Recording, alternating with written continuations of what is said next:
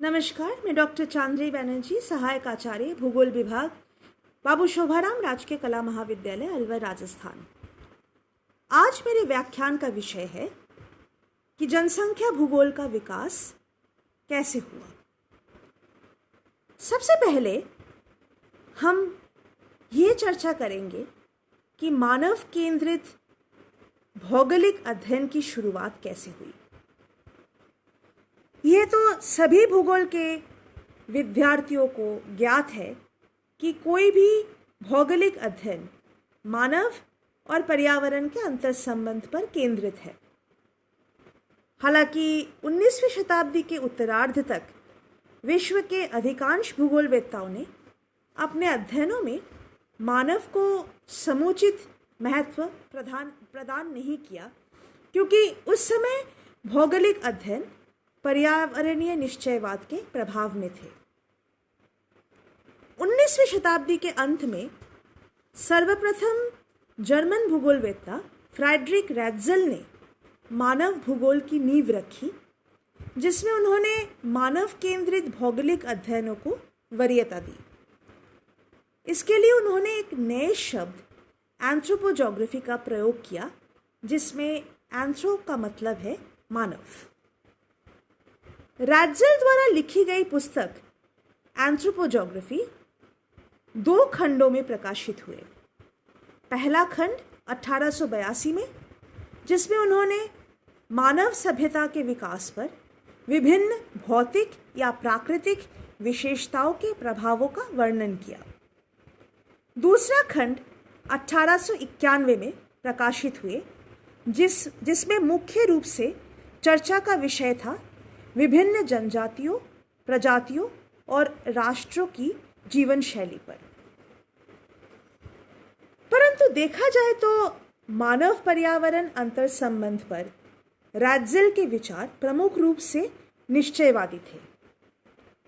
इसीलिए उन्होंने जनसंख्या का अध्ययन भी विभिन्न भौतिक विशेषताओं के संदर्भ में करने का प्रयास किया। जर्मन भूगोलवेत्ता कर्चॉफ ने मानव भूगोल के अध्ययन हेतु एक विपरीत दृष्टिकोण को अपनाया, जो मानव पर भौतिक विशेषताओं का प्रभाव की जगह पर संपूर्ण रूप से मानव पर केंद्रित था। एल्फ्रेड हेटनर नामक जर्मन भूगोलवेत्ता, जो कि रैत्ज़ल के समकालीन थे, उनके अनुसार जनसंख्या का अध्ययन मानव भूगोल के एक अंगभूत भाग माना जा सकता है। हेटनर का मानना था कि मानव भूगोल के विभिन्न शाखाओं के साथ ही जनसंख्या के अध्ययन का एक अलग स्वतंत्र अध्ययन क्षेत्र होना चाहिए। उसी समय फ्रांस में मानव पर्यावरण अंतर संबंध का एक नया दृष्टिकोण उभर के आ रहे थे, जो कि पर्यावरणीय निश्चयवाद के विपरीत माना गया। संभववाद नाम के इस दृष्टिकोण के विकास का श्रेय फ्रांसीसी भूगोलवेत्ता Paul Vidal de la Blache को दिया जाता है।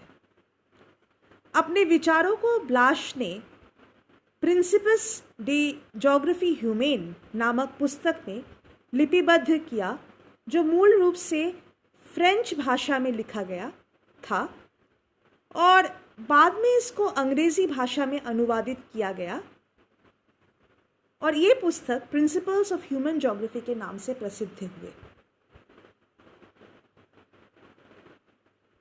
ये किताब ब्लाश के मरणोपरांत 1921 में प्रकाशित किया गया और इस किताब के 1/3 अंश मानव जनसंख्या के अध्ययन पर केंद्रित था।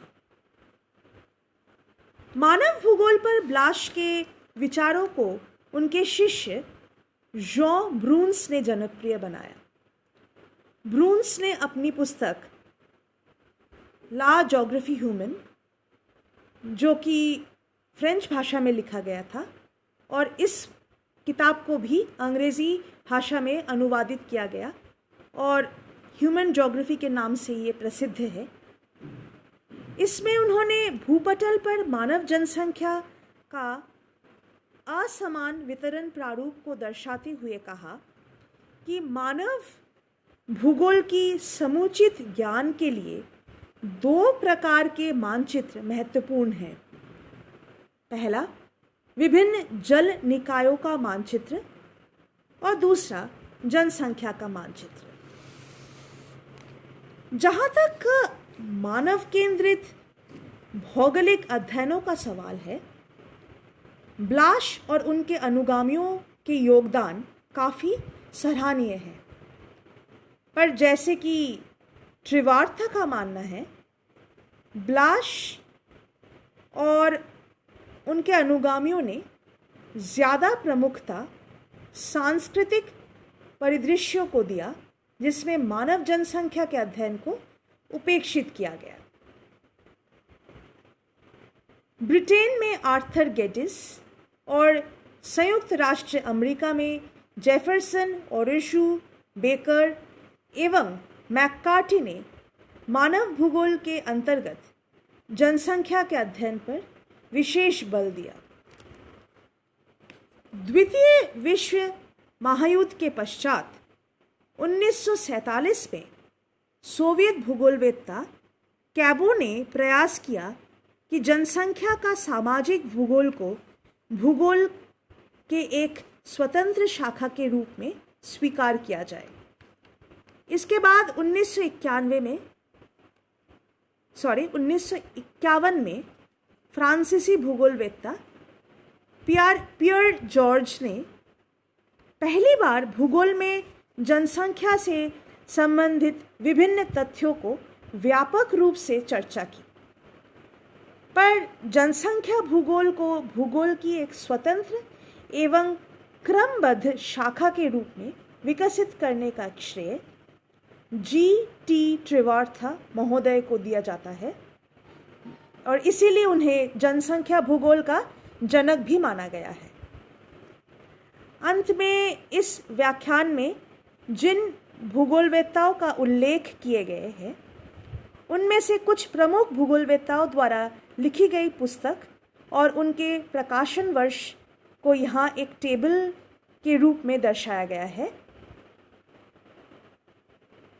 जनसंख्या भूगोल के विकास के ऊपर इस व्याख्यान को हम आगे जारी रखेंगे। धन्यवाद।